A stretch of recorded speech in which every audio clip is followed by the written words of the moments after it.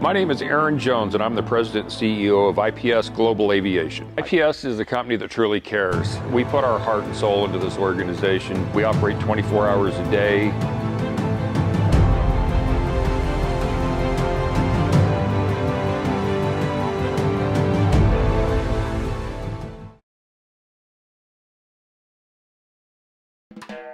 Surf into summer celebrations with a wave of unforgettable gifts from Crown Jewels and Coin. For graduations, marriage proposals, and this season's tide of occasions, we have the lowest price on pre-owned Rolex watches and fine jewelry. Design your own wedding ring from the state's only Bellagio selection and choose from diamond jewelry starting at $299. Easy financing available. Catch the brightest rays and capture shining moments with a heartfelt gift from Crown Jewels and Coin. For all you treasure, San Mateo, north of Candelaria.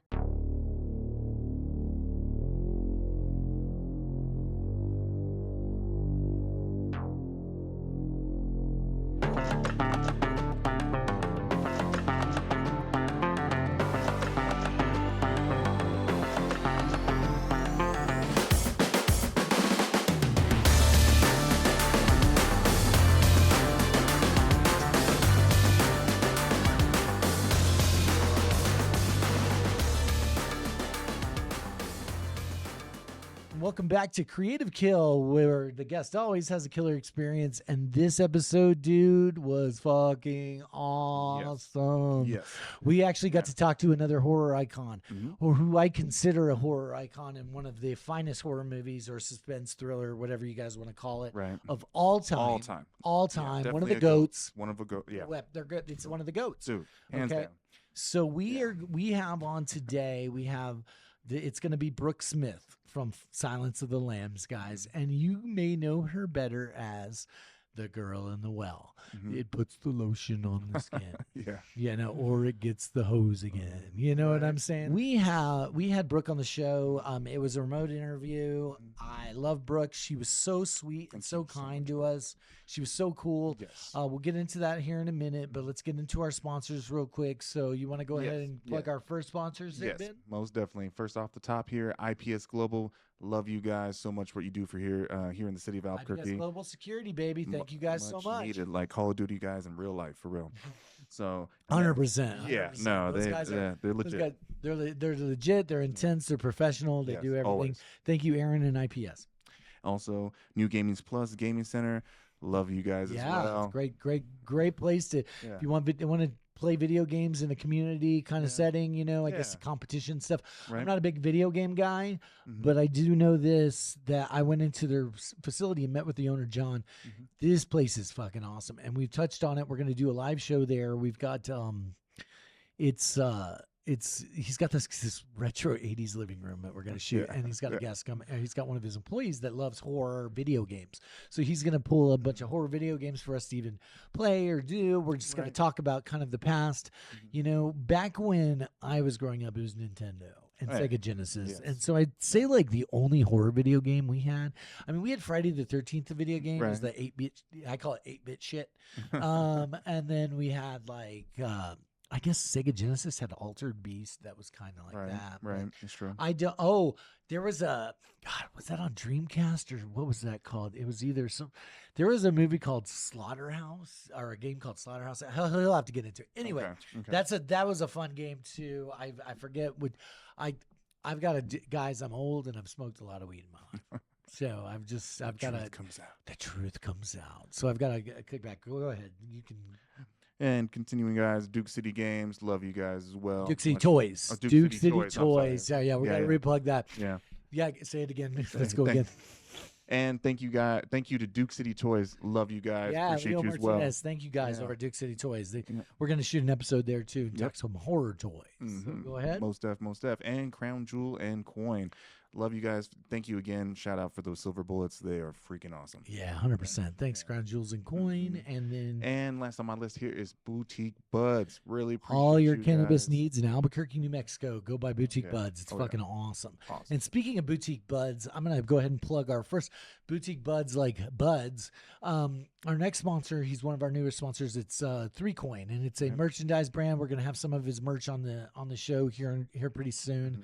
He's got a his name is Randy. They call him Randy 3Coin, and he's got an apparel brand. But Randy also is a professional poker player. Yeah, it's freaking awesome. I know. I just watched a live stream with him and Phil Hellmuth. Okay. I mean, Randy is a character too, and so Randy has agreed to be a part of our film. Heck yeah. And so we I'm can't looking wait. forward to some poker secrets, Randy. Yeah, I know. We need Randy. Teach us how to be rich like you, Please, man. Randy. We need you. We need your support, Randy. We love you. No, just kidding. But Randy was so generous. So Boutique Buds. Speaking of Buds, him and Tony of Boutique Buds are buds. So that's how we did the dual sponsorship with those guys. And the second one we've got going on today, guys, is going to be KH Photo. That's Carl Hordovich Photography. Thank you, I've Carl. been butchering his name every episode on purpose because I call it Hordowitz or Hordo. He hates. By the way, guys, he's one of our producers, but he has a photography business on the side, and he's decided to sponsor us. And he does real estate photography, headshots, any kind of landscape. He is a true artist. Yes. Way to go, Carl. We love you, brother. Second one is going to be Cali Burrito. Cali Burritos are new. It's our food sponsor. A food sponsor. We've got some more food sponsorships coming on board, but we want to thank Cali Burrito. Thank you, The Cali. third is going to be Heights Lock and Key, or HSI, which does all things locks, keys, cameras, alarms. Kind of like IPS, but IPS does more of the physical stuff with the cars and the guys, the guns. These people do doors, locks, safes. It's like a major locksmith place. It's awesome. Mark over there, I want to have him on the show. Mark is like the best safe cracker, I guess, in the region. Like he can get anything open. So if you guys need anything like that, go give them a call over at Heights Lock and Key or HSI. Next is going to be High Chroma Tattoo. It's our new tattoo sponsor, our only tattoo sponsor. They're going to be featured at our live shows. They're going to actually be doing tattoos at the show. That's awesome. Yeah, so I think for the Jason show, or sorry, for Kane Hodder, they're gonna do 13 tattoos, because that's like a thing. Like, so if you're in the tattoo community, you obviously know this, but people that don't, on Friday the 13th, a lot of tattoo shops either give away or they, for a very, very, very cheap rate, they do a 13 tattoos on you somewhere. So, and their place is just super clean, super nice. And then we have Achievement Gallery, which Achievement Gallery is Melanie over there. Thank you, Melanie. We love you so much. She does all of our promotional items for the show. We're about to have a run of t-shirts come out for the live series and for our new shop. It's going to be super awesome. We got Wolf Krusemark Art. Wolf is one of our hosts, and he designs our merch. So he's doing this cool design for that Friday the 13th, or sorry, Wednesday the 13th, the Night with Kane Hodder live show, and he is going to make this cool fucking t-shirt, dude. He did it on that last episode. You were wearing that cereal for breakfast t-shirt. We're not going to tell you guys what that is just yet. Little Easter egg. Little Easter egg. If you're watching this, keep following us. But it's going to be a lot of fun. That's a big Easter egg, by the way, guys. It's fucking huge. Okay, It's got teeth. Let's put it that way. It does have teeth. It has a lot of teeth, and it's going to bite the shit out of you. And then our final sponsor today is the Adam Oakey Law Firm, and Adam's coming on our show here in the next couple episodes. I think he's like 2 episodes away, but he's our legal sponsor now. And Adam is the black belt attorney here in Albuquerque, and when I talked to him last week, Adam was talking about he was in Atlanta. I think he was on vacation with his family, but I think he's gonna try to do a regional legal law firm situation. Kind of like some of these bigger accident injury. The one thing I like about Adam here in Albuquerque is that he helps the little guy, and the little guy needs help. And whether you're a criminal case, whether you have accident injury case, whatever, he's helped us. We want to thank you, Adam. We do appreciate you, and that's all of our sponsors for today. Besides, we want to thank Wolf Krusemark Art, who does our t-shirts, not these, but we always kind of represent little different brands. We've got some horror tees, but he's got some really cool horror tees at Wolf Krusemark Art, and then he's doing our merch for the new stuff that's coming out, and then we have 519 Studio. Thank you, guys. City of Albuquerque. Appreciate you. City of Albuquerque. So I'm going to, before we get into Brooke's interview, I just want to touch on something really quick. I'm looking at our time. Just to let everybody know and here in our audience that we are going to be producing 5 live shows. Now, our first one is Kane Hodder. He's played Jason Voorhees in 3 or 4 of the Friday the 13th films. Yep. What we are doing is this is going to be really, really cool. We are teaming up some very, how do you say, extravagant stand-up comics. So I took this deep dive on Instagram, and it's a lot of true crime, a lot of, like, on my reels, true crime, comedy, and horror stuff, right? Right. So I don't know how the algorithm combined it, but they found me comedians that talk about horror shit. That's cool. So our first 2, I'm gonna announce the first one, Steve Peters, but he actually worked with the BTK, Dennis Rader. Really? Yeah, I'm not gonna get into his set real quick. Okay. But Steve and I have talked. We kind of have a similar background. We're both entertainers now, but we both I worked in private security. He was law enforcement, military. We kind of all ran in these same circles, you know? that's So intense, him and man. I have seen some shit. Yeah. But we've got the way this show is going to be, and let me kind of just explain to everybody what's happening. So we are now going to be doing Creative Kill, probably live at the Lobo Theater. We're going to be shooting most of our episodes there. For these intros, we're going to shoot here at 519 for these remote interviews. But everything else is going to be now at the historic Lobo Theater. And so we're super excited to partner with them. Most definitely. But here's the thing. Okay. So the way when we developed Creative Kill, Ben and I put our crazy mad scientist heads on, and we were like, how can we do something during the strikes? So give you guys a little bit of history. There's writer's strike, actor's strike, Teamster strike, every fucking strike you can fucking imagine in the entertainment industry. And then a lot of stuff moved overseas, so it's been very slow. So I pitched to Ben, because we have a feature film in the pipe that we're on a delay for, like everybody else in this industry right now. It's crazy. Yeah. Everybody thinks you can just pick up a camera and go shoot a movie. That's not the way it works. If It is definitely not the way it works. And I got to tell you guys this: it is hard fucking work. It's hard work. But we've got an amazing cast.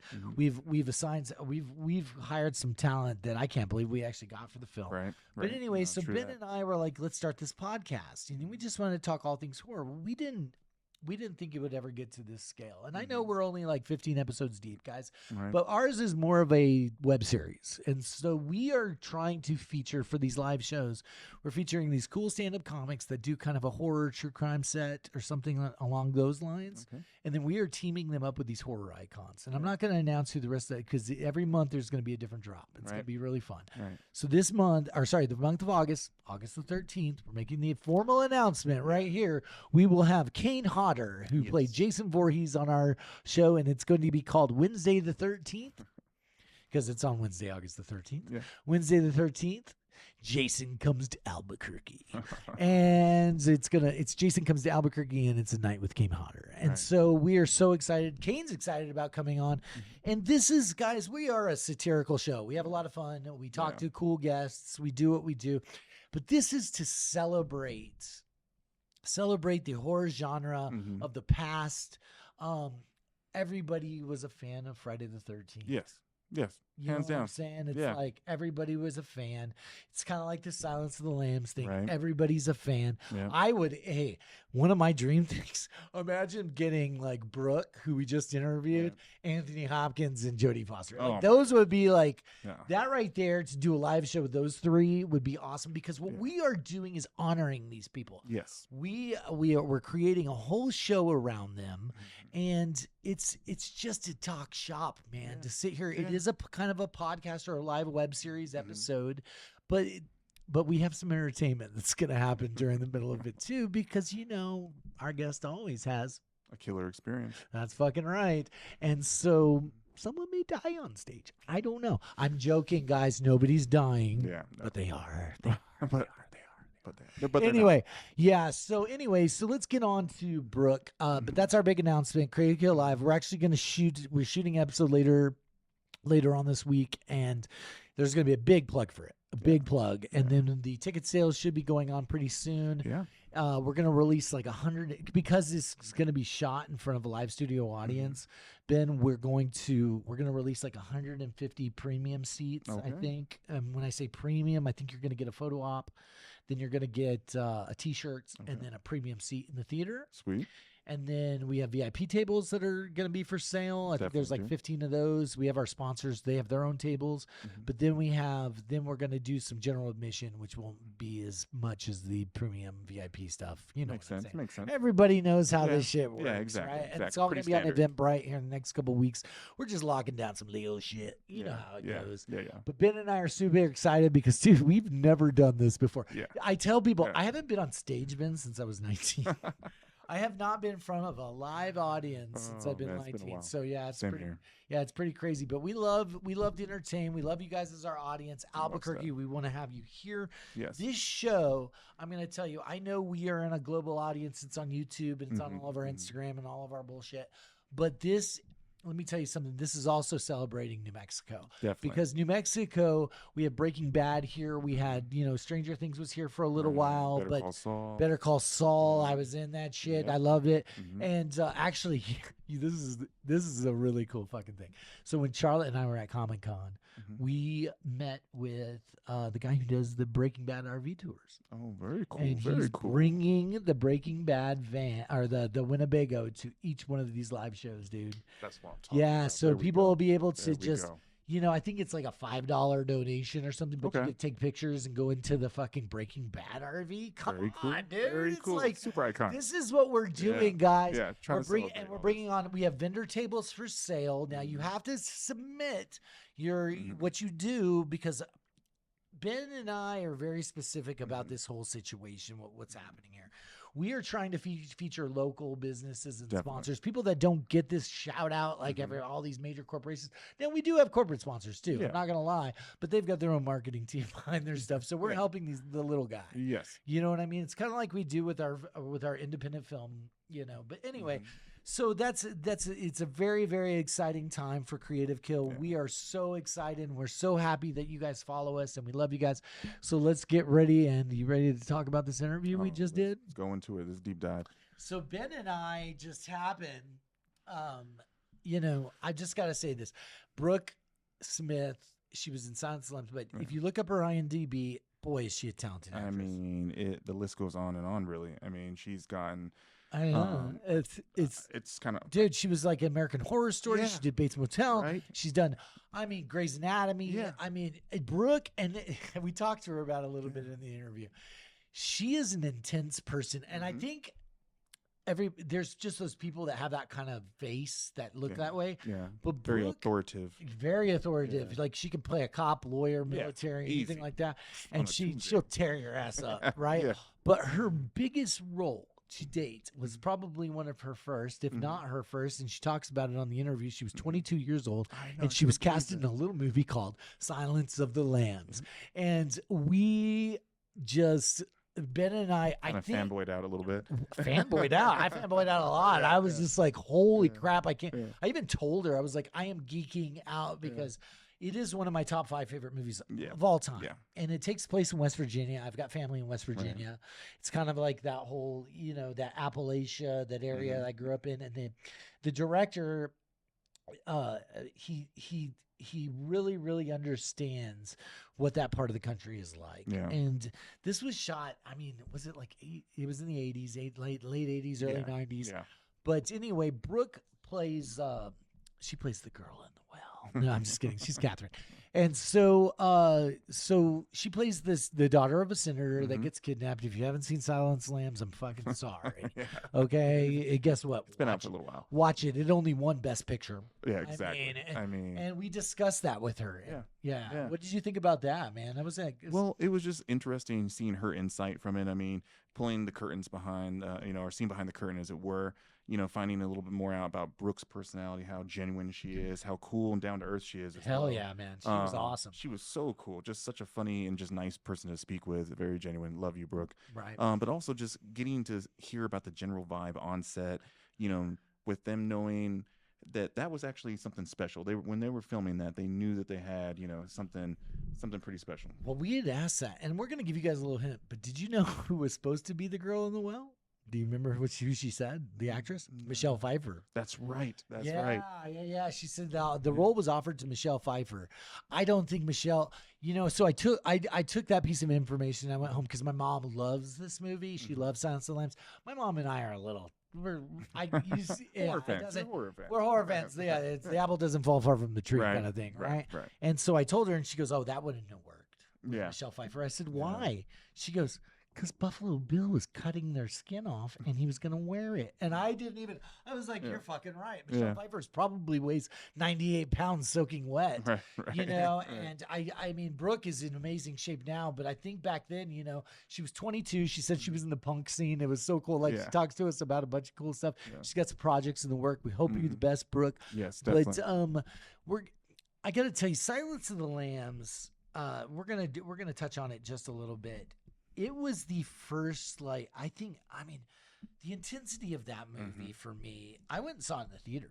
I went and saw it in the theater with my mom. I was a lot younger, but that was like one of those first films. It's kind of like Seven, or kind of like, definitely. Something that psychologically just terrifies you, And then with, Buffalo Bill, Hannibal Lecter, these guys, Anthony Hopkins, Jodie Foster, Ted, I forgot Ted's last name. Sorry, Ted. But these guys fucking killed that. Yeah, nailed it. Nailed it. And then she talks about being in the well, which was built on a soundstage. But then she talks about the house, and she tells us the house is now an Airbnb. You can rent. It's crazy, right? Crazy. It's like, well, that lady here in Albuquerque is trying to sell the Breaking Bad house, kind of the same thing, right?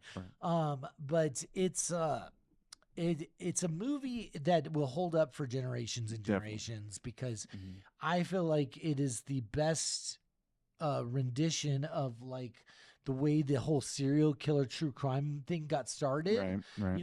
There was a movie called Manhunter was the same. It was the same. It wasn't a prequel or anything like that, but it was basically Red Dragon, Silence of the Lambs, and then, of course, they took the book and they just made it into this awesome feature film. And she said, like, that year they were up against a ton of great films that came out. And I can't believe we got this interview. Definitely. Brooke, I thank you so much. You were so kind to me and Ben, and we love you. We want to work with you at some point in the future. And would love to. I'd love to act with her, man. Oh my I gosh. almost would be scared. I'm sorry. I'm going to touch on Brooke a little bit because everything that she's in, she always has this big dramatic kind of scene. And it's also like the scene in the well in Silence of the Lambs. She's talking to us about, holding the dog Precious, right? And it's just like, to be on a set, you're sitting in this hole. I'm sure it's really dark half of the time, and you're trying to get into character, and bam, it's like she delivered. My favorite thing is, hey, Mister, when she's like, it's really hurt down here, Mister, and then Buffalo Bill comes up and he kind of like, and when he peeps over all the time, he's like looking down, in the well. You can't recreate something that special. Definitely. And shout out to the cinematography on that as well. The camera angles were great. They only add to the suspense and the thriller aspect of the film. Artistically, it was just done really, really well at a time where, back in that late 80s, mid 80s kind of it was late 80s, early 90s. Around there. Cinematography, I think, was just starting to kind of find its artistic form a little bit. And they shot that thing on. That's when they shot on film. Too, it wasn't the digital age like we have now. Right. Right. We talked about that with her about how things were a little different. Back then. I mean, and she was 22 years old. She was like, I mean, that's one of the questions we asked her. We're like, how is it being in an Oscar award-winning film, Best Picture at 22? Yeah. And so we're not gonna ruin it for you guys. So we got to stop. We got to stop. Okay, guys. Anyway, we want to thank Brooke Smith for being on. And guys, get ready. This is Brooke Smith from Silence of the Lambs. All kinds of other stuff, but we like to say from Silence of the Lambs because that's our favorite shit. We want to thank Brooke for being on, and we hope you enjoy Creative Kill, where the guest always has the killer experience. Love you guys. Talk soon. Love you guys. What's up, everybody? My name's John Roberts, and we are here with Brooke Smith, and this is the Creative Kill Live podcast, and we are just so excited to have her on, actor, performer. How you doing today, Brooke? I am okay, thanks. How about you? Fantastic. We are doing very well. It's actually pretty cool here in Albuquerque today. Yeah, it's really, really nice. Ton of rain last night. Yeah, we had a ton of rain last night. So it's been very, very nice because of are you based out of California? I am, but I've worked in Albuquerque. And I guess probably every time anyone works in Albuquerque, there's always that one actor who doesn't believe in altitude sickness. Because you guys aren't, right? Like Albuquerque, what's that? What? It's the same thing. Yeah. Same thing. Same thing, just like Denver. Yeah, because I remember one of the main actors was like deathly ill the next day after drinking the first night, acting like no big deal. That's what happens. Yeah, that's what happens. Yeah. So we're gonna go ahead and get this interview started. And Brooke, we always like to ask our guests first three big questions, and so we're gonna get to those first. And I'll start with it. So our first question is, Brooke, we know you were in Silence of the Lambs, obviously, but and I gotta tell you, I'm a little geeked out right now. Yeah. I'm very excited about having you on because first off, my family's from West Virginia. Okay? Oh. Yeah. So I've got New Mexico and West Virginia. It's a really weird dynamic. You just said West Virginia, and I have clear trauma there. My reaction was like, oh, yeah. Yeah. So our first question to you is, what is Brooke Smith's favorite horror movie? I mean, I'm not allowed to say Silence of the Lambs, am I? Yeah, you can say it. Yeah, we do.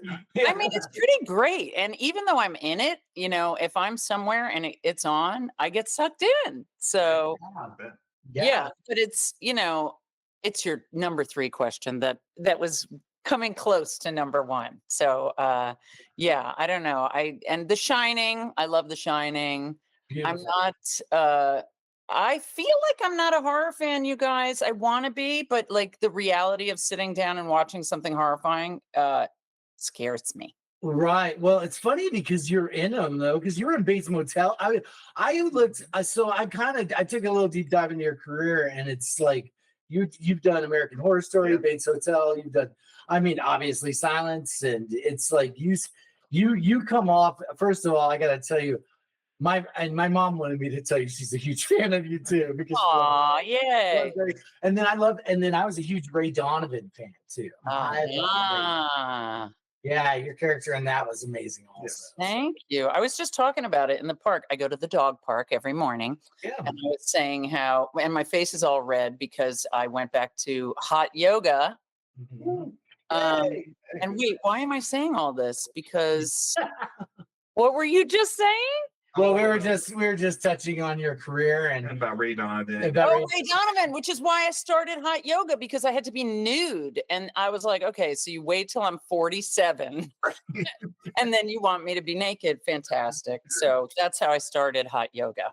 Gosh. Yeah. Way to keep up with it. Yeah, that's right. Ben's actually, so I got Ben here he's like the personal trainer to all of the stars that come out here. So anybody that comes out to Albuquerque, he works with them. He's one of the head trainers at Sports and Wellness. Yeah. Got it. All right. Like this guy's the health machine. And then you have me who just gets up and does the bare necessities in the morning. Mm-hmm. Yeah. Anyway. We're all just trying to survive here. Right. Yeah, no, definitely. So, Brooke, our second question would have to be, who is your all-time favorite horror villain? I know you're not a big horror fanatic, but if you had to choose one, who would that be? I mean, I have 2, and it's the same 2. It is James Gunn. I'm sorry, but horrifying. Scarier than Lecter, you guys. Come on. Yes. I mean, granted, Lecter was in a cage, so for most of it. But holy shit, scary. Yeah. So scary. Like you can't even help people now. If you see someone and they want you to move a chair into a van, you're not going to do it. No, you can't do it. No. I reference that all the time. I reference that scene all the time. Anytime we're moving, I'm like, Silence of the Lambs. Don't you guys remember? Don't help anybody move a chair into a van.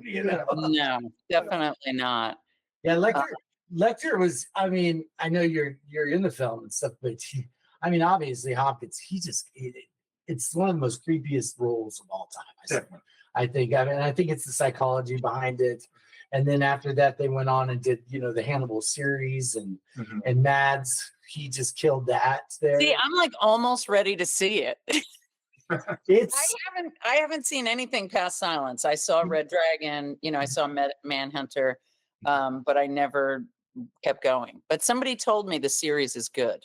Oh, it's a fantastic series because I'm a big film buff, and I cycle through a lot of that stuff. And so I had a friend of mine that actually, she's like, "You got to get on Hannibal," and I was like, "Okay." And it was one of those things. Now it's on Prime, so you can just watch the whole thing. All right. How many seasons? I think it's got 3. It's 3. Okay. So I'll commit. I'm going to start it. Yeah, it's really good. And Mads is he's fantastic. He brings something to the character. Obviously it's a like a prequel. It's how what the Red Dragon character, what's his name? You mean Lecter? Lecter, and then the FBI agent. Oh, Dolaride? Yeah. I think Is that his name? I think that maybe that's but it's how their relationship begins. And Interesting. And then their kills in it obviously are we're called creative kill because we like to watch horror, but it's some of their practical stuff they do is amazing. It's fantastic. All right. And then so our third question is, we always ask, was there a horror film or some kind of thriller or something that stuck with you? Even if you watched it as a kid, it's still in your head. Yes. I tell everybody mine is still to this day because of where I was when I was 7. The box. Oh, yeah. I was like, the intensity behind something like that, it just stuck with me my whole life. Yeah. I mean, I would say. I mean, how old were you when you saw it? I was like 13, 12. 13. Way too young. Come on. Way too young. Yeah. For me, hands down, Texas Chainsaw Massacre. Like, there's no hesitation. Horrifying. Even if I say the words, I'm just like, oh my God, I just picture that guy with the, it's too much. It's too much. Right. Yeah. And wait, I had thought of another one too. Oh, remember The Ring? Yes. Oh my God. So when The Ring came out, everybody kept saying, this is the scariest movie of all time. And I was in New Mexico. Oh my God. I was in New Mexico. My husband was working on a commercial. He was a camera guy. And that night in the hotel, I was like, we should watch this thing, The Ring. Everybody says it's horrifying. And so we started, and then we started freaking ourselves out. Like, this is the most horrifying movie ever made. And so we turned it off, which was the worst thing you could do. And she comes out of the TV after you turn it off. Yeah. I could not sleep that whole night. And so then the next day in daytime, I was like, okay, I'll watch it. I'm going to watch it now. And it wasn't even near as bad as my imagination had made it the night before. Yeah, Right. no, definitely. And you kind of have to finish that film too to kind of like have some type of resolution with being over it, or it's like not as scared, but to quit halfway through is definitely like, oh my gosh, like I wouldn't have slept either. There's no way. There's no Yeah. way. I did the same thing with Paranormal Activity. I stopped watching it because it was too real to like my suburban home, right? So all of a sudden I'm just like, oh, now I don't want to set up cameras at all in my house because I'm gonna wake up and my wife's gonna be hovering over me for like Yeah. straight, just sitting there twitching like, oh my God. Well, yeah, I gotta tell you something. You just touched on about cameras. I before I was an actor, I was in the private security industry, and that's what I did: cameras, alarms, access control, fire systems, stuff like that. And we would see a lot of customers would call us a lot of times. They're like, "Can you tell us what this is?" And I'm like, "Oh wow, that's weird." Really? Seriously? Yeah, we get it all the time. They call us and say, "Is there something wrong with our camera?" And we go do a test. And we're like, "No, those are just some kind of orb or something that walked through." Oh yeah, I've got a ton of little videos on an old computer that I used to just kind of yank from customers and tell them, say, "Can I have this?" Something. They're like, "Yeah, go ahead." Yeah. Oh wow. Yeah, because I was always just a lore. I mean, obviously, I'm wearing my Bigfoot alien shirt. I've always liked this kind of stuff, and then. But it's funny, and even in the security industry, I could tell you many stories of it. Yeah.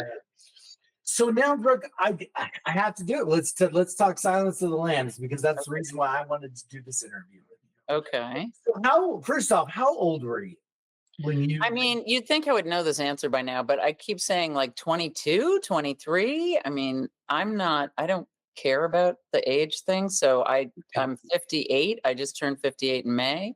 You do the math. I'm bad at math. It's good. But you were young. I was young. Oh my God, Jim. Yeah, big time. And how did it come with you getting the part? I mean, how was the audition process like? Were you? I mean, did you go back a couple times? And it's funny because I also always like to say that, back in the day, they would hire the right people and let them do what they do instead of giving notes every 5 seconds of the committee, and I feel like I would never be cast in that now if I had to do it over, because Jonathan was just, so I was an actress. I was in New York. My mom was a publicist. But a big publicist, and weirdly, so was Jonathan Demme before he made a movie. Really? Yes, and so, by the way, I love him in everything he does. So great. Yeah. So, Michelle Pfeiffer was maybe going to play this part. Okay. She had done Married to the Mob before, or was it Something Wild? Something Wild, or was it? No, I don't know. One of those. And she knew me through my mom, and she said, to Jonathan behind the scenes, you should meet Brooke Smith for this role, which I don't know how I feel about that. So I always remember not auditioning. I remember talking to him. Okay. And I remember him saying, like, why would you want to do this? Right. Which back then I was a young actor. I was like, because I don't think I can, But then I went back and looked at my journals, and it turns out I did audition. Okay. And I did go back. So that just goes to show you, don't believe yourself. Yeah, no, it's right. There's things I can tell you that happened to me 20 years ago. I can't remember anything. I mean, that's like my daughters, we actually went through some old scrapbooks, and she was just like, oh my God, Dad, this is you? And I was like, that, thanks. Yeah. So I pulled up some facts, and I just want to ask you. It says one of the facts that we pulled up was that when you were in the well scenes, right? Yeah. They had you like in the dark a lot, just like when you were shooting in there. I mean, it was like. I mean, I think that got confused probably with before we started shooting. There was a room in my parents' basement. And I thought, well, I should just see what it's like to be locked in a room, because I can't imagine he left the lights on for me or anything, I know. No. Buffalo, turn them off. You got a bunch of moths flying around. Yeah. So that's what I did. And it was a weird thing to do, but I just wanted to see what it felt like. So no, when we were shooting, I did stay in the pit a lot because, what are you going to do? A real pit? I mean, it was a real pit. Did they? Yeah, but it was also made so they could take the walls out. So I either had to come up into it, like on a ladder and have a trap door, or they would just take the walls out and be, the camera would be next to me. But there was lights. There's lights. Okay. And then it also says here, I like to confirm these things. That scene took about 8 to 9 days to film. That you were in the doing that in the well. Yeah, that makes sense, because people always say, like, oh my God, that scene was so scary, and I'm like, which one? Because for me, it was there like a lot, and I went back too, because I also saw that in my journal. I thought like once I was done, but I actually went back and shot something. So yeah, I would say that's probably about right. Maybe like 10 days. Ooh. Yeah. That's a different situation. I mean, what is it? But the screaming is I'm sure people have said this because this is a horror podcast. Yeah. Screaming is very relaxing afterward. Like when you're done, you're just like, so I can see that. You kind of get a mental health little. Yeah. It's like when you have to let it out at home. I've done that before. Exactly. But the rest of the crew would be really stressed. Like we would work all morning and I'd be screaming, and then I'd be all relaxed. I'd go get some lunch, like, hey, what's up, guys? And they would all be like, just totally, because I guess they should have screamed, maybe. I don't know. Right. And so the Buffalo Bill, that character, I got to tell you, man, he is awesome. I love it. so creepy. He's just the creepiest guy ever. When, My number one scariest. So yeah, you're your guy. So when you guys first met, were you just like shocked? Were you just like, oh my gosh, this is like, I mean, you knew that the book was out, and then they did Manhunter and all that. yeah.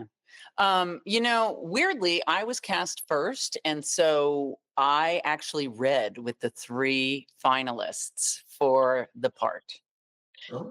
Are you allowed to say who those were? Do you know this? Unbelievable. It was the first guy had like props and a costume, and he, Jonathan would introduce us in the hall, and I'd sort of say, whatever you need, you tell me, like, what you need.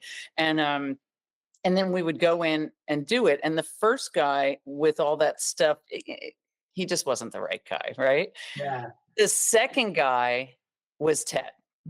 Yeah. Tell me. And he came in, and his attitude was like 100. Like the other guy just wanted the job, like clearly wanted the job. Mm-hmm. Ted was like, I remember Jonathan said, thank you for coming in. And he said, you guys flew me here. I love it. That's great. And I just thought, okay, something else is going on here. And he was just horrifying and like give a shit about us, like he did it. And then he was like, all right, bye. And he left. Well, on my notes here, it says he also stayed in character the entire. Did he stay in character? Did he go method on set? I don't know. Okay, that's what it says in the notes. No. Trust me, we've had some people that do our research for us, and we had another one of our. I have this little intern, and she found some facts, and she sent them my way, and I said, okay, we'll ask the actors now moving forward, because we actually introduced someone going to Juilliard, and they never Juilliard, and I was like, what? Wait. Juilliard. Yeah, exactly. Yeah. But the third guy who auditioned, maybe he knows who he is. He kind of had the part like before the audition, and I saw him give up on himself in the audition. Oh. And I felt so bad. I saw him go like, oh, fuck, I don't have it. And he just, yeah. Oh, that's but little did he know, there was nothing he could have done after Ted. There was nothing. Yeah. And when I got the part and we were on set later, I actually said to Ted, like, okay, dude, if people audition like you auditioned for that, then I'm never going to get a job, because I can be that good in an audition. And he said, oh, that's so funny, because I didn't know what I was going to do. So I just drank a lot of coffee. And I'm not even kidding. For like the last 20 years, when in doubt, I drink a lot of coffee, just because what the hell? Let's just see what happens. It doesn't always work. There you go. Yeah. So how is it being this type of character? I'm sure you're stopped all the time, right? People know this character. This is like, yeah, they definitely know her. Iconic. It's an iconic role. I mean, there's the memes. I got to tell you, the memes that I love, the decorate. You've seen the meme, right? Where somebody's actually put the well. It's on the ceiling in the bathroom. Yeah. Hanging down. I mean. What is it like that for you? I'm just asking. It's because it's such an iconic movie. It's so weird. I don't know what to say. The one that really weirds me out is I have the negative. It's like on my camera. Someone took a picture of me and Ted, like sitting next to each other. And it's every, Valentine's or whatever. It says like, there's the memes of like couples in the 80s were so different, or whatever. Right. Yeah. I don't know. It's very surreal. And the thing I love is when I'm like in a mall or in Target or something, and I hear American Girl. Oh, I love it. Yeah. I feel like there's a spotlight on me, No one even sees me. Just kind of gives a little shopping. But I'm like, oh my God, it's like a little secret. I enjoy that. Yeah. Right. And again, I relate that song every single time I hear it with that scene. I'm like, there's that. Yeah, and that's Jonathan, because back then when he asked me, like, so what would you be listening to and you'd be driving? I was like, Bad Brains. He was like, yeah, no, it's not. Yeah, did that one. Yeah, he was almost Chaka Khan. Is that who sings "Tell Me Something Good"? Yeah, I think that is. Yeah, that would be rough. I don't know. American Girl's perfect. Yeah, it's kind of perfect. It is. Yeah. That's great. And then let me ask you, how was your relationship with that little poodle, the dog? Oh my God, Darla.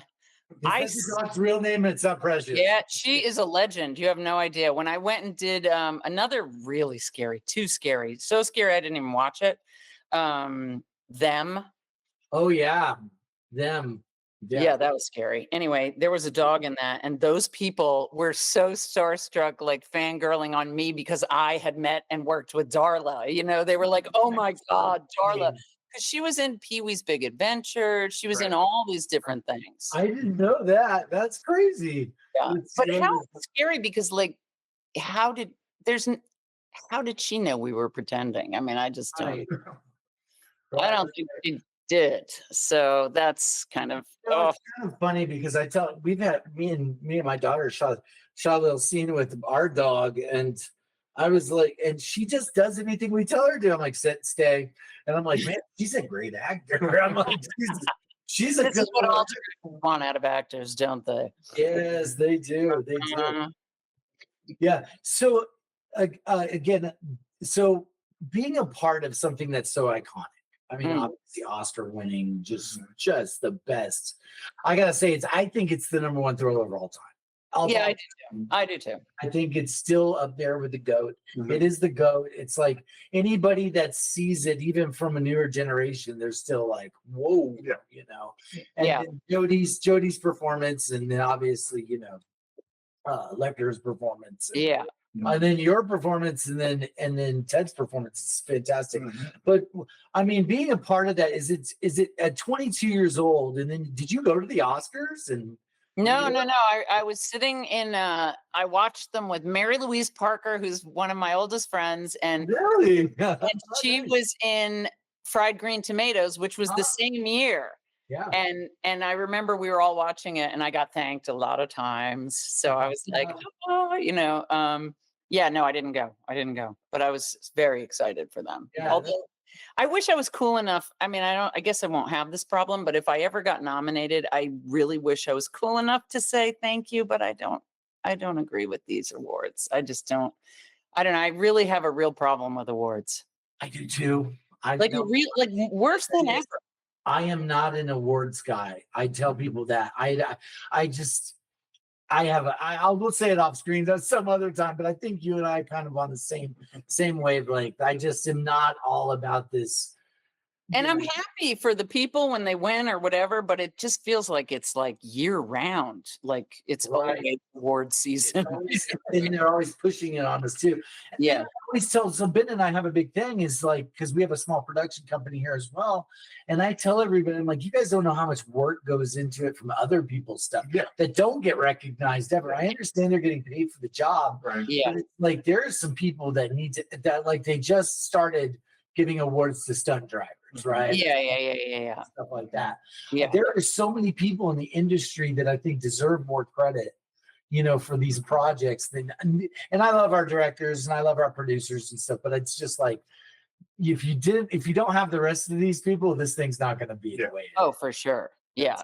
Totally. It's not. Yeah. But back to Silence.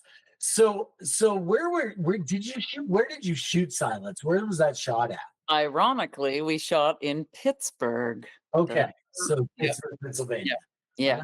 So, okay. Yeah, because it's supposed to take place in West Virginia, though, right? It wasn't. Yeah. And I went back last year to the house. You know, there's this really cool guy who bought it and turned it into. Did you know this? It's pretty cool. It's like an Airbnb. I'm listening now. We're excited to hear this. Oh yeah, you can go stay there. It's an Airbnb, and you know, there's a pit in the basement and the whole deal. Like it's all there.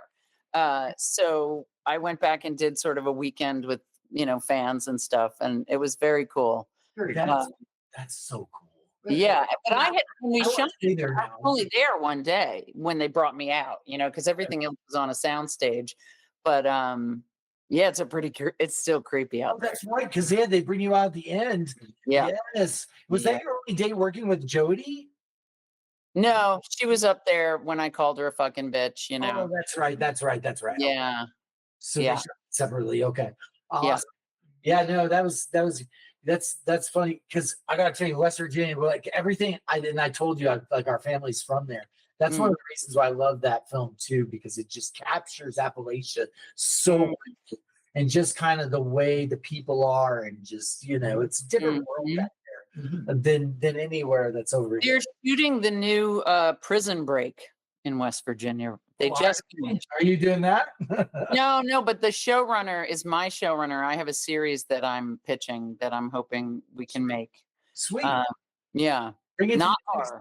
Can you bring it out to New Mexico and shoot it? We need some more. No, it's New York in the 80s. It's the East yeah, we can't. Yeah, we so, can't do that here. I mean, I don't know where the hell I'm gonna We're Las Vegas all the time. I'll tell you that. That's the big thing here. It's like every time really? they shoot something here, because they don't want to be in actual Vegas. It's way too hot, Oh, right. They double New Mexico all the time for Vegas. Yeah. They are one of our big film things is here. The reason why I love it is number one is our tax incentive. We do like between 35 to 40, I think 40 in rural areas. Right. And then we have all four, like all 4 seasons. We have actual winter, spring, and then landscape also. You can do desert, mountain, city, whatever. Yeah. Back to I shot in a prison there. You know the prison when you drive from Albuquerque to New Mexico, and there's that big, huge prison on the right. I shot in there. Prison. We're actually doing a tour there. I have this year I worked up at the Capitol here for my mom's the Secretary of Education. Oh, good for her. Oh, sorry. Yeah. Anyway, and so one of the guys I worked security with this year, because we were so slow in film, I went up there to just do Senate security. He was the old warden for the Santa Fe prison that had that massive riot. Yeah. Oh man. Yeah, and so he's taking us on a tour there for a true crime thing, because we're helping him establish a foundation for the guards. They just want a memoriam for the guards that were killed and everything. Yeah. And I completely understand that. But yeah, it's wild here. And I got to shoot they shoot all the time there in that Santa Fe. Yeah, I think they do. There's such a vibe there, though, huh? It's like that prison and Grant's prison we shoot in. I've been in both of them, and they're not. Yeah, it's shooting in a real prison's real. We've had this conversation on here. It's creepy. Really? Yeah, kind of creepy, kind of borderline depressing. Like you're just like, all right, it's definitely not for me. But we've shot everywhere. It's. Do you have anything that's coming out soon? We wanted to know that. Anything that's. Gosh, I should probably think about that. I don't think I do. No, I don't think I do. I often forget, but no, I don't think so. I did The Recruit last year. I saw that. I'm always like FBI or CIA now. That's my thing. Same. Yeah, Same. Really? Yeah. We're all law enforcement. Yeah. Law enforcement. Yeah. Primarily. Yeah. No, mostly I'm just trying to. A book came out of mine. I guess it's like almost 3 years now, 2 years ago. I was part of the punk scene in New York in the 80s. And so that's what this series is based on.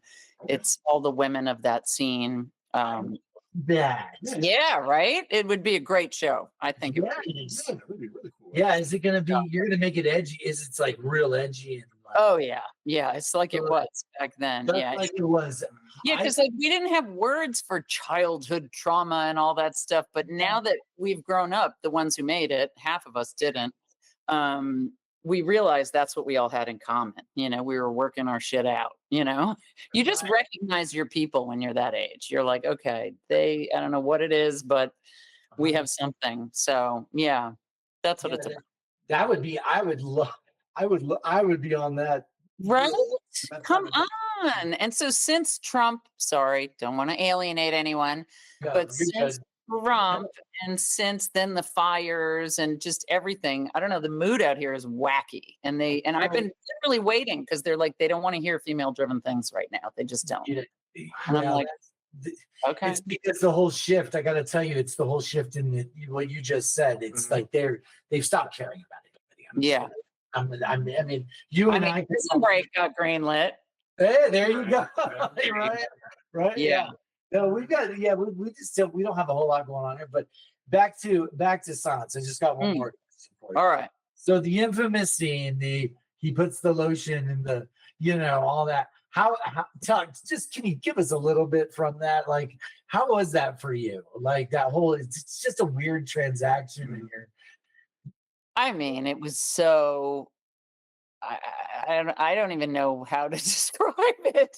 It was so intense because, and I'm looking up now, but I was looking up almost the whole time. And I had Ted, giving me those lines right to the left of the camera. And then I had the trainer of the dog on the other side who was almost scarier, like looking down, like, don't hurt my fucking dog, like for real.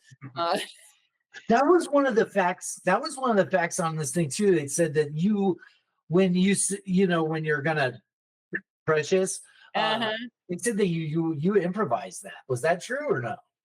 Or was that in the script? No, I would love to take credit, but I feel like I was told, make it look like you're gonna. Yeah, you're gonna. I was like, "Oh, I don't like this. I don't want to do this. You're such an animal lover too. I know. I'm literally a dog rescuer. That's what I was. I'm all over your Instagram now. We're about to let you work that here in a second because I love dog rescue stuff too. I love anything animals.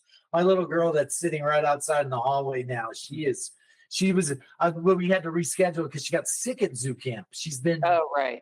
So the city of Albuquerque here, we touched on it on a last interview, but Charlotte does this program every year where she gets to come and do something different. So this year was the zoo.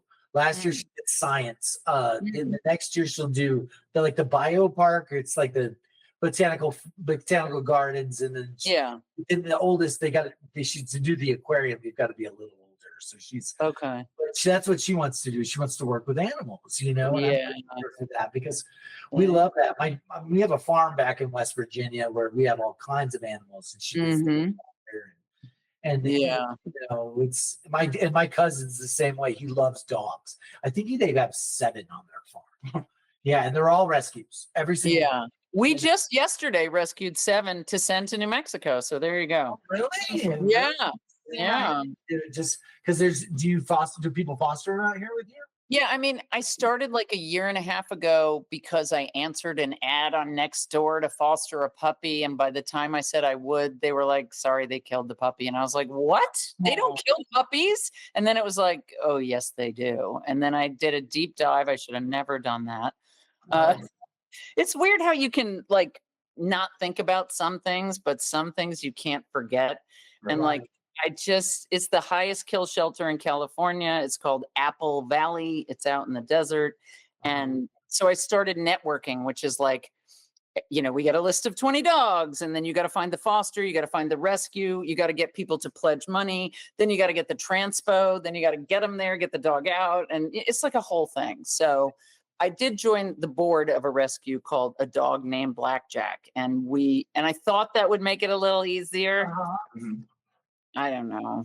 It's a tough business. I mean, I did a dog fashion show this past year. Believe it or not. Really? A bunch of and the rescue shelter, Watermelon Ranch out here, is the one that helped us with all the dogs and stuff like that. And it's amazing, the things that they do, but the struggles that it's a hard game to really get these dogs, into the right hands, essentially. Yeah, it's really, and it's endless. It's like someone said, it's like trying to empty the ocean with a spoon, it just, and I had the idea, I actually have a really good horror series idea that's set in that world about kind of, because even today I saw a dog that was 11 years old, was a seizure dog for the family his whole life. And then they're going to drop him in the shelter. Well, guess what? Look at that person. Yeah. No, that's not cool. Imagine. So I'm saying, getting revenge on those people. That could be a no. Right. My thing is the older dogs. I know they kill me. I can't. It's too much. I've actually I fostered 2 older dogs in Dallas when I had, because I was in the security business, and they did this was now they don't do this anymore.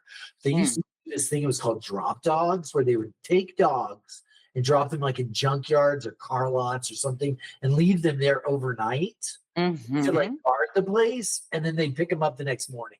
This is a true thing. And so I love my dad for this. My dad ended up buying this company that had all these dogs. And I was like, are we going to do this business? He's like, hell no. He's like, it's so inhumane. So we took these guard dogs, but we had to foster a bunch of the older ones, Yeah. I got to tell you, though, they loved you. It's like as soon as Oh God, it's unbelievable. That's the thing. Every time I'm like, I can't do this anymore, not another second, then you get the video of the one that you just pulled coming out and you're like, oh my God, okay, fine. Yeah. Yep.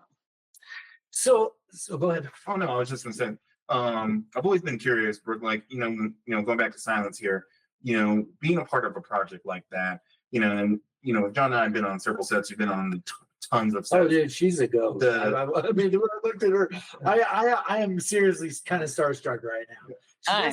Brooke doesn't understand, but yeah, I love anything she's in. It's just your intensity. I got to tell you, would you come on screen when you play tough? You're tough, dude. Oh yeah, all right. You in real life? I'm gonna let you finish. No, you're fine. Yeah, let him talk. Let him talk. Is that you in real life though, Brooke? Are you like a? Oh, I don't know. I think I have an authority. I present because my daughter has it too. My oldest daughter has it. That thing of like confident. It seems like I'm confident. I'm so not. It's good to have that, right? Like you can just like. Go ahead. No, I was just wondering, like in the general vibe of that production. I mean, did you guys have any real sense of knowing that it was going to become what it became, kind of scenario? I mean, it's funny because I feel like we did.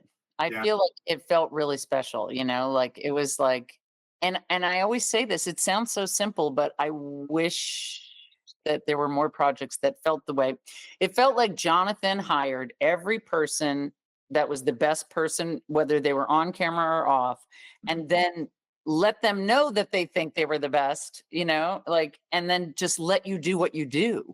Nowadays, it doesn't feel that way at all. It's always all these hoops. And then I can't even leave my trailer until 10 people at whatever streamer have to approve my hair and makeup. And I'm never meeting these people. I don't know who they are. And then they take your picture and then they say, okay, just wait right here. Exactly. I cannot stand that shit. It's so unbelievable. I'm like, I can't just walk the set and have everybody look at me at once. No, I gotta tell you, I was on, and I won't mention it. I had the same complaint on a series. They sent it to they did like 5 different approvals. I was in my trailer working we were in Truth or Consequences. I'll just tell you, it was an Ari Aster, the new Ari Aster film that's coming out. A little small day play in it. But you're right. It was like, okay, Mr. Roberts, we'll be right with you. And I didn't even get a good trailer, Brooke. This was one of those where it has like the Oregon partition. Yes. Oh my God. Yes. A bench, a toilet. I feel like a jail. Yeah. No, that's and I'm sitting in there the whole time, and I'm listening. They're like, "Don't come out." That's what they kept saying. Don't come out. And I was like, "All right." And then finally, if it wasn't for this other actor, I'm not going to mention it by name, but he's big. He was in Yellowstone. He was like, people are going to do the math. He's like, dude, just come out. He's like, I'm done with you, sick. And he goes, I don't know what they're doing with you, and whatever. But yeah, it's gotten to the point now where it's just like there's so many checks and balances, I guess, that they have to do or whatever. I don't know. Yeah. When I shoot, I'm definitely not that way. I'm like, all right, guys, let's get everything going. Let's, I don't need to have 5 other people look at you. As a director, if I'm looking at you, I'm like, okay, that's what we want. Let's go. Yeah. Like I don't really like the whole keep it rolling and go back to one thing. I don't like that because it used to be like you had to know your shit because it's expensive. And if you fuck up, it's on you. I now it's like digital age too. It's they're not shooting on film now. Yeah. So it's so easy for them just to kind of do what they need to do as far as cameras. Yeah, but it lowers the stakes of everything. I've been saying this for a while, Brooke. I think that there's a lot of lazy film right now. Oh my God, so lazy, and it's like entertainment or something. I don't know what it is, but it almost feels, well, I told somebody it feels like social media, but like on streaming channels now. Like, you get your really well written stuff, and that stuff that I call that art. But then you just said, you get your. You're like, okay. Don't you see the notes too? I see the notes all the time. I see, okay, they got to build it up. Here comes a commercial. Got to leave on a high. Establish this. And it's like, there's no wonder. There's no like, I wonder where we're going with this. Or like, I mean, rarely. And I like when things can breathe a little too, where not everything has to be just a broad stroke. And I'm so like an old lady too now, because when I'm on set, I say things to camera like, oh, I remember when camera used to follow the actor. And they're like, oh, and it's like, yeah, why don't you see what we can do? Like, don't block me before I've even come in the room. Are you kidding me? Like, where's the magic? Like, what if I all of a sudden decide to go over there and do that? You didn't know I was going to do that. Right. And what if that take is just like, something that's super revolutionary or something that gets everybody's attention? I love that kind of stuff. I love the improv. I love just the following. Yeah. Well, Brooke, we're going to kind of wrap this thing up now. We've done 40 minutes. We want to tell you thank you so much. This was so fun, you guys. Totally. But seriously, this is a dream come true for me. I got to tell you, this is a dream come true. I would love to talk to Jody and Anthony at some point, maybe, or even Ted. I probably can get to Ted. But I don't know. He's actually the hardest, I think, to get to. Really? Yeah, honestly. Because when I do conventions, people are like, why doesn't Ted come? And I'm like, I don't know. I think it was probably different being that guy. Like that type of guy though, because every time I've ever seen him in something, he looks kind of just chill and laid back and just like, okay, yeah. I think, yeah.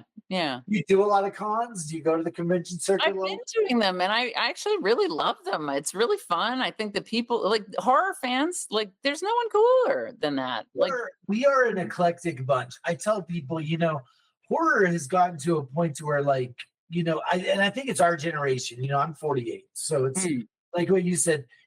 We had Freddy Krueger, we had Jason, we had Michael Myers. Those kind of base.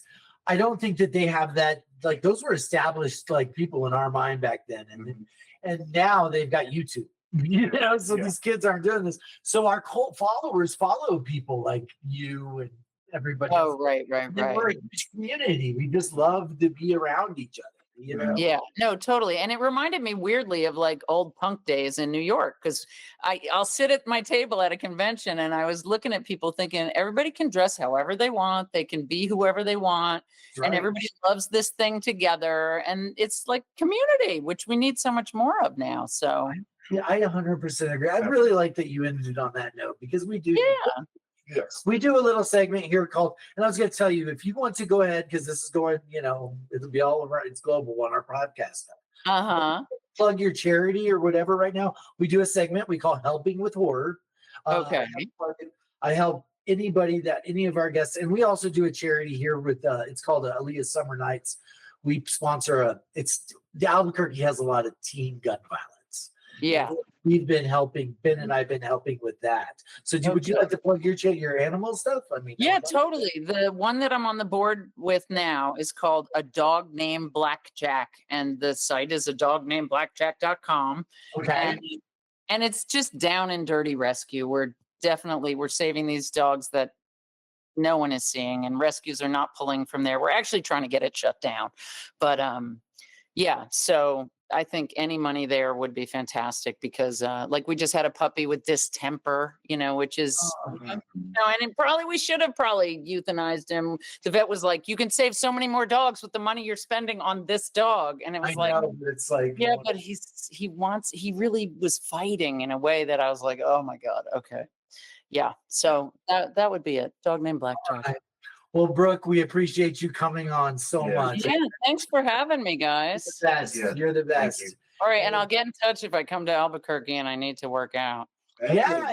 This is your guy, and then okay. It's up. We live. We anytime any guests of ours come into town, we hit us up. We'd love to. Oh yeah, for sure, definitely. Next time I'm there, we'll have a drink.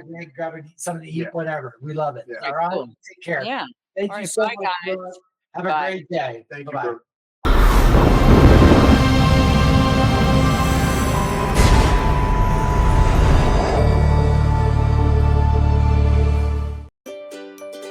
Duke City Toys, for new and used toys, games, and collectibles. Star Wars, Marvel, DC, board games, Albuquerque's largest selection of wrestling collectibles, and so much more. When it comes to toys, we don't play.